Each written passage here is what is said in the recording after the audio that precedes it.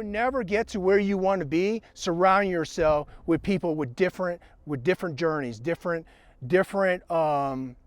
endings, different expectations.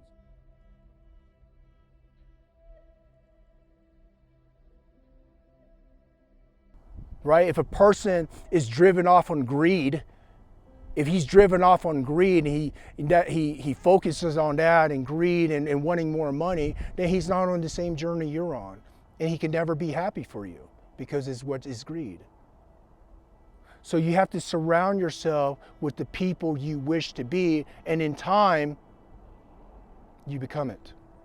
And it's so powerful. Keep your circle small. I had to focus on what was the traumas of my past, made peace with it, right? And then that will give you the seed, right, to want to be something more. Because now you're sitting with yourself, you're not hearing these voices that's going in your mind, putting you down, words that are destroying your day. Right now you're able to disrupt that pattern and inject what is beautiful, and in time, you will again see what is beautiful. If you live in that, if you dedicate your life to that.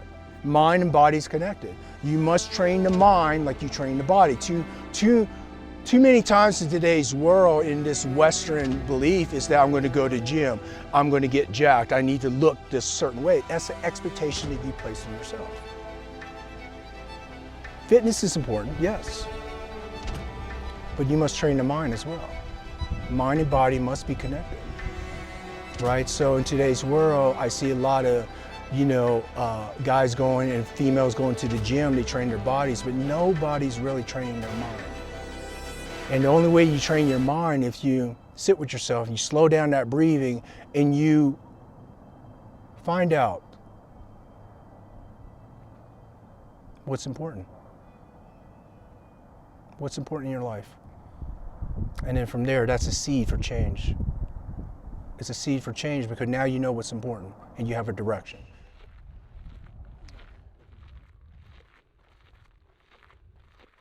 The power of a word. The power of a word is such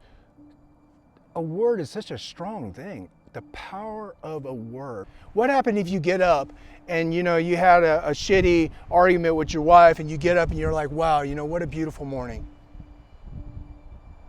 Will you not live that day beautifully? Will you not go and try to apologize? Will you not try to make this day what is a beautiful day, which is the power of a word? Right? So it's the way we look at life. It's the way we look at things. It's to live in beauty is just that, is to embrace what is beautiful, to not be around negative people, right? Negative people are so poisonous with their words. They're so selfish in the way that they just throw out words insulting others. They think that makes them feel good, but in the end, they're embracing what is ugly. And they're embodying what is ugly, and that's hate, right? So they're going to look at the world with hateful eyes, insulting others, insulting everybody else because they believe that they are perfect. And in the end, none of us are perfect, and that we should help one another. So live in what is beautiful.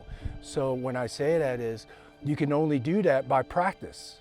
You practice. So this morning, if you practice gratitude and you're grateful for the day, and you're grateful for the morning, you're grateful for the friendship, you're grateful for the food, and you're just saying thank you for everything, will you not be grateful for your life and fulfilled? In today's world, we expect it. It's an expectation that others need to serve you. We have expectations that, my coffee, my food should be delivered this way, or otherwise I'm going to be pissed off. That's the expectation you place on yourself, ruining your day with a word. So my word is this. Thank you. But I promise you, if you sit with yourself every single day, and I'm not talking about with your phone or whatever, sit with nature. Sit in what is beautiful. For me, it's, my Japanese garden is so beautiful. I sit in it.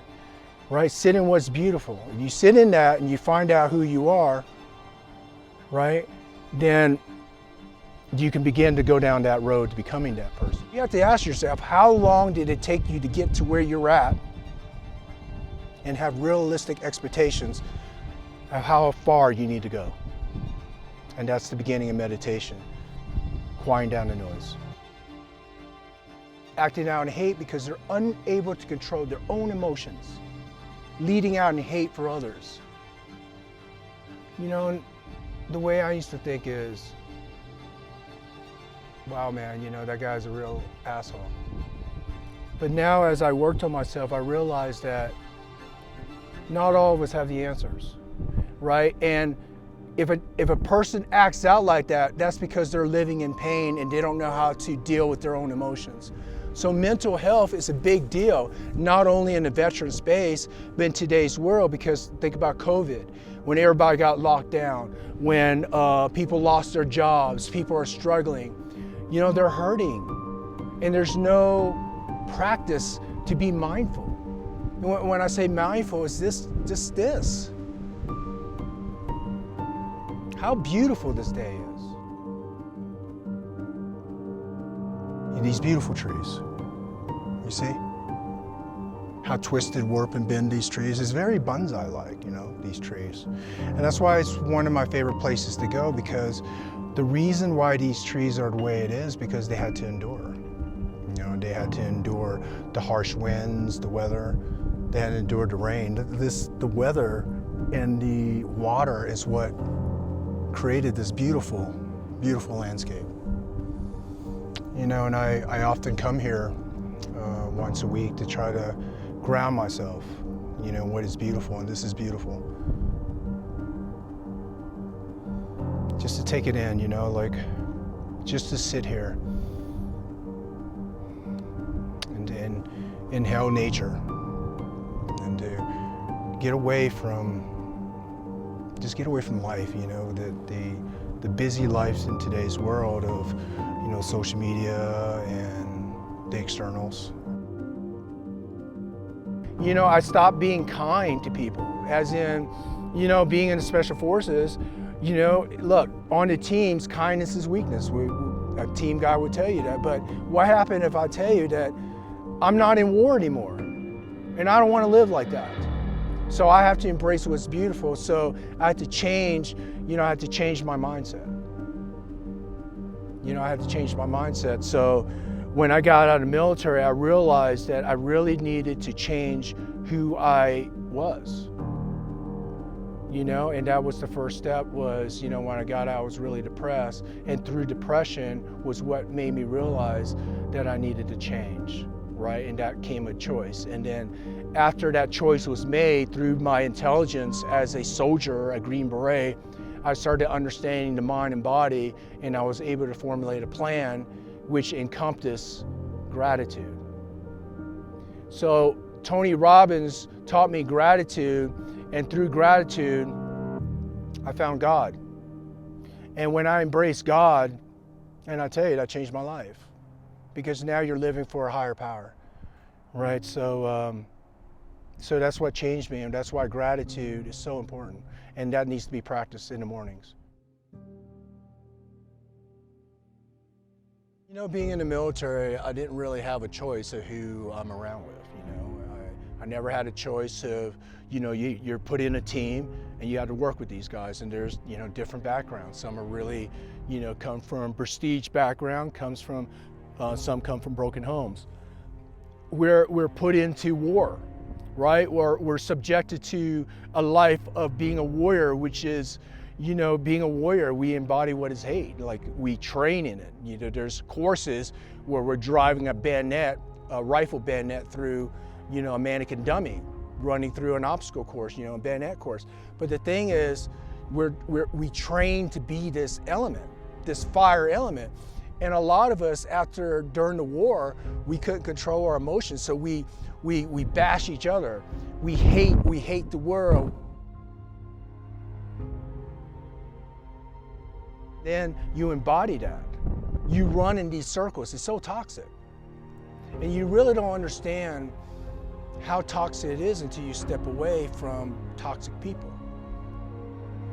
So that's what the advice I give is a lot of veterans and a lot of people that experience trauma, they don't have a direction. That's why they rely on the externals. You have to break up that pattern.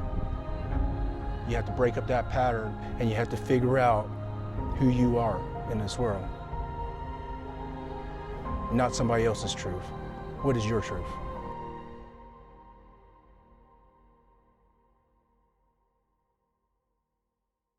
Thank you so much to Niamh, and also please go check out mulliganbrothers.com. That's what makes these videos possible. I'll see you in the next one.